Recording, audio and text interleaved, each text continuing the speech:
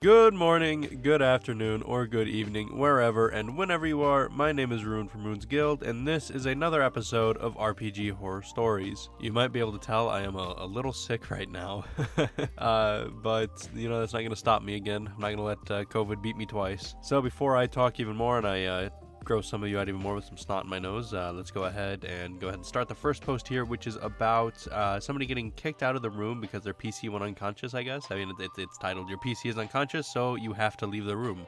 Without any more talking, I'll go ahead and roll the post. This event happened around 2015 to 2016 when 5e was just getting popular. I was a brand new player in a group, and we had recently completed the starter adventure Lost Mines of Phandelver, and were beginning to play Out of the Abyss. One thing we as players quickly learned was that our DM absolutely hated any kind of metagaming, and he had a pretty broad definition of what that constituted. There was no out-of-character discussions at the table, absolutely no mention of character abilities or strategies. He would turn it into a game where he would mark down every slip-up someone did and then dole out in-game divine punishments. We all went along with it, and I thought it was fun and made the game more immersive, until we started playing Out of the Abyss. For those who are unfamiliar with the adventure, the game starts out with the PCs being prisoners of the Drow in the Underdark. So me and the other players start devising our breakout plan, in character of course, and when the opportunity came, we rebelled against our Drow prison guards and got into a fight. Initiative is rolled, and in the very first round my poor fighter is hit by a poisoned crossbow bolt that immediately knocks him unconscious. The DM promptly stops the game and asks me to please leave the room. He says that, since my PC is unconscious, I shouldn't have any idea what's going on until I regain consciousness. So to prevent any kind of metagaming, I have to leave the room until he asks me to come back. Disappointed, I leave the room and wait in the DM's kitchen, hoping that either someone manages to slap my PC out of unconsciousness or that the combat is mercifully brief.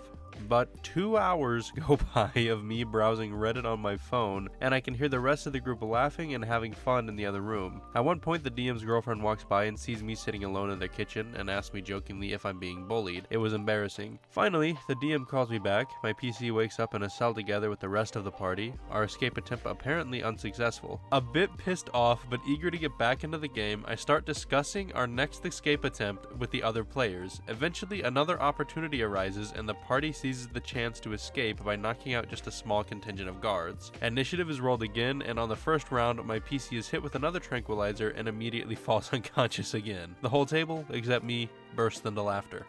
I kind of get what the DM's going for on this. I mean, it makes sense, to have people not be able to metagame, asking them to leave if it's a situation they're not in. Like, even some professional DMs do that.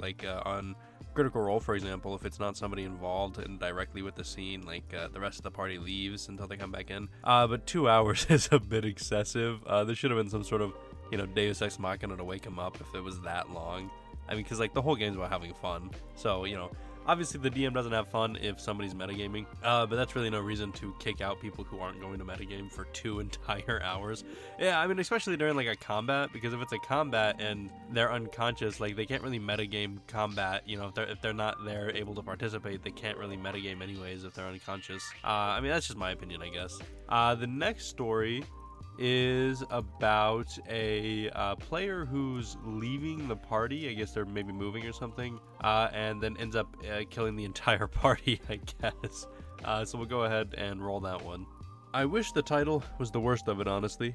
So basically, this player was leaving the campaign due to work conflicts, which is fine.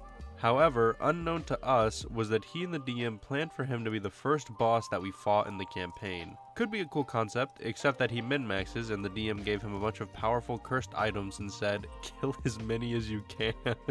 Mind you, no one knows our fellow party member is about to kill us all. So, we take a side quest to kill a young adult dragon, and the entire time this player was sitting in the back doing nothing and not getting hit. We kept telling him to use the spell slots, but he didn't. Then after the dragon died, he attacked us. We thought he was charmed for a while until I used a spell and we realized we were betrayed. Needless to say, he 1v4'd the party and he and the DM were laughing. See, I didn't do anything. You guys killed yourselves. After that, the campaign died because nobody wanted to play anymore. I mean, I get it. I wouldn't want to play anymore either. I mean, I guess, the inter-party conflict can be a fun thing. Sometimes it's nice to stoke the flames and have them fight each other for a little bit. I know in one of the recent campaigns I was in, there was some fighting in the party, and it turned out really well. It was a really good, character development, I suppose. But, sometimes, you know, maybe not give somebody a bunch of magical artifacts to allow them to kill as many as they want. But who knows, maybe the DM just didn't like the campaign, or maybe the campaign was like, or maybe he's, you know, he's probably just friends with the guy that's leaving and was just like, hey, let's kill the campaign by killing everybody. I mean, there's not really much more to say about that, apart from, you know, don't kill all of your players and then act surprised when they don't want to play with you anymore. Yeah. So the next story is actually titled My Player's Character Takes the Nuclear Option. I have no idea what it's about, no idea what the story entails, but usually the nuclear option means that they're going to kill a bunch of people, and you know, that's what we like to talk about on this channel. So let's go ahead and roll that post. I will preface this by saying the player is not a horrible person. They have played a-hole characters in the past when they were still learning the game, but has improved greatly in the years since then. It was just his character's decision that disturbed me greatly. The players were referred to by their characters. Lapis, the team's empath, Solani, the team leader, and Coco, the focus of the story. I was both a player and GM for the sake of filling the 4th spot, but my character is not relevant to the story. Our characters are hunters in training in a college-aged institution learning to protect the world from evil creatures that threaten humanity every day. Our characters just finished midterms and I came up with a mansion party on the spot hosted by a fellow student. She invited our characters to join and we said yes, especially since another student that Coco has been dating is going to be attending. The party is fun. Much drunken shenanigans happen until Lapis goes exploring the place and finds the basement. Down there they find Coco's girlfriend, named Kaylee, and another female student getting frisky on the couch. Lapis quietly goes back upstairs and gets Solani to come down and help her deal with this dilemma. Since our whole team knows Coco and Kaylee are dating, Kaylee deceives Lapis saying that she and Coco are in an open relationship and he's aware of it. But Solani isn't buying it. She tells Kaylee to confess her infidelity and Kaylee agrees to do so. Keep in mind that I, the GM, did not plan for any of this to happen or prepare dialogue ahead of time, so this is all on the spot improv. Kaylee does come upstairs and goes to find Coco, whom she tells forgot she agreed to meet him when he arrived because she got distracted by a game of billiards in the basement. He believes her and is none the wiser. The next day, we wake up with a hangover to find out that Coco and Kaylee went back to the dorms while we 3 stayed the night. When we eventually get back, he seems in a good mood and we immediately realize she must have not told him. My character was informed about the drama the morning after. We all tell him what happened and all come to realize Kaylee masterfully deceived all of us in different ways.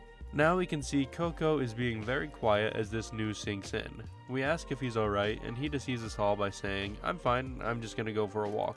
Trusting him, we let him go. He then goes to Kaylee's dorm. She is in there alone because her team also stayed the night and has not come home yet. He acts casual and flirty as if nothing is wrong. He hugs her from behind, then he pulls out his hunter weapon, an energy sword with a battery life as brief as a cardboard matchstick, and impales her through the gun. Oh my god.